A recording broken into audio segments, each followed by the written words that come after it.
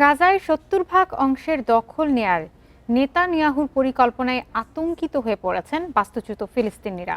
এই পরিকল্পনা বাস্তবায়ন হলেই স্থায়ীভাবে ভিটে ছাড়া হওয়ার শঙ্কা তাদের। এমনকি ট্রাম্পের বোর্ড অফ পিসের পরিকল্পনা নিয়েও সন্দিহান ফিলিস্তিনিরা। তারা বলছেন, গাজা পুনর্গঠনের নাম করে মূলত তাদের স্থায়ী বাস্তুচ্যুতির খেতাব দেওয়ার ষড়যন্ত্র করছে যুক্তরাষ্ট্র ও ইসরায়েল।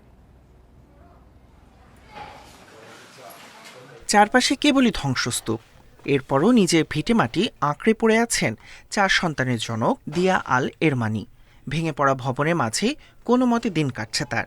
প্রতিদিন চেষ্টা করছেন বিধ্বস্ত হওয়া ভবনটিকেই বসবাসের উপযুক্ত করতে। তবে ইসরায়েলি প্রধানমন্ত্রীর নতুন পরিকল্পনায় গুঁড়িয়ে যেতে বসেছে সেই স্বপ্নটুকুও। নেতানিয়াহু বলেছেন যে ইসরায়েল প্রায় ৭০% এলাকা দখল করতে চান। যদি আজ আপনি ৭০% জায়গা দখল করতে চান, তাহলে আরও 10% নেয়ার জন্য গাজা আর কত বড়? আমরা কোথায় যাব? আমাদের সাথে যা ঘটছে তা আর সহ্য করা যায় না। এরমানির শঙ্কা, গাজার ৭০ ভাগ এলাকা ইসরায়েলের দখলে গেলে বাকি জীবন অস্থায়ী তাঁবুতেই পার করতে হবে তাকে। সন্তানদের ভবিষ্যৎ নিয়েও দুশ্চিন্তায় দিন কাটছে তার। ইসরায়েলের আগ্রাসন শুরু হওয়ার পর বারবার বাস্তুচ্যুত হয়েছি আমরা।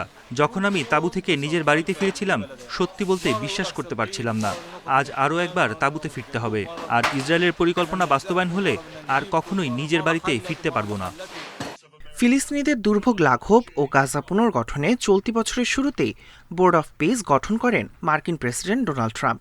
এরপরও গাজায় ইসরায়েলের নিয়মিত হামলা এবং নেতানিয়াহুর অধিগ্রহণ পরিকল্পনায় ট্রাম্পের বোর্ড অফ পিসে আস্থা রাখতে পারছে না গাজাবাসী। তারা যে শান্তি বোর্ডের কথা বলেছিল তা কোথায়?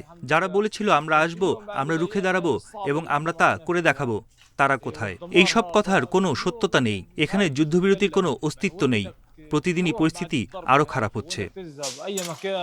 গাজার 100% অঞ্চল কেবল ফিলিস্তিনিদের হওয়া উচিত বলে মন্তব্য করেছেন জাতিসংঘের মুখপাত্র স্টিফেন ডুজারিক।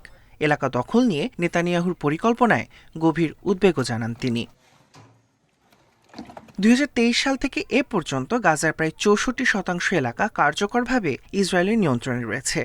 ইসরায়েলের গাজা বাফার জোন সম্প্রসারণকে স্থায়ীভাবে বাস্তুচ্যুত করার একটি কৌশলের অংশ হিসেবে বিবেচনা করেন ফিলিস্তিনিরা। Tahmid Abrar, Independent news.